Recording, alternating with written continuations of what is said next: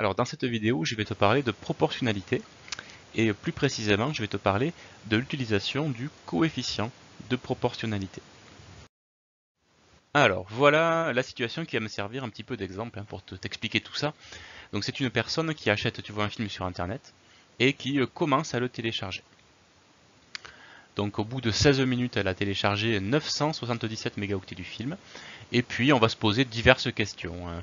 Combien elle a téléchargé de film en 5 minutes, en 64 minutes, ou encore combien de temps il lui faudra pour télécharger son film entier. Voilà, on va se poser ce genre de petites questions.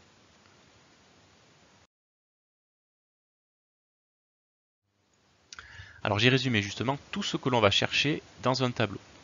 Donc nous on va chercher à remplir bien sûr les cases laissées vides.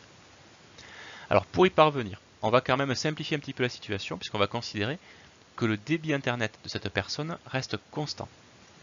Alors si tu préfères, c'est-à-dire que on considère qu'à chaque minute qui passe, elle télécharge la même quantité de données, voilà, toutes les minutes.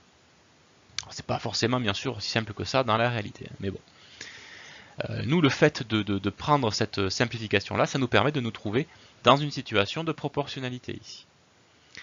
Et alors tu sais déjà que remplir un tableau de proportionnalité, ça peut se faire par plusieurs méthodes. Ici, je te propose d'utiliser le coefficient de proportionnalité. Alors je te rappelle ce que c'est, le coefficient. C'est le nombre par lequel on multiplie les informations de la première ligne pour obtenir celles de la seconde qui correspondent. Alors pourquoi ce choix ici de coefficient? Moi je trouve qu'il est très pratique ce coefficient lorsque tu as plusieurs informations à trouver. Puisque dès qu'on l'aura déterminé ce coefficient, eh bien il suffira de multiplier la durée de téléchargement par ce coefficient pour obtenir la quantité de données téléchargées. Je pourrais te mettre 10 colonnes à mon tableau, ce serait 10 fois la même opération, ce serait très simple et très rapide. Donc allons-y, cherchons le nombre par lequel il faut multiplier 16 afin d'obtenir 977. Alors tu sais que ce nombre est le quotient de 977 par 16. Voilà, donc son écriture, enfin une écriture fractionnaire. Alors on va bien sûr essayer d'en chercher une écriture décimale. Donc à la calculatrice 977 divisé par 16, tu obtiens 61,0625. Voilà, qui est son écriture, une écriture décimale.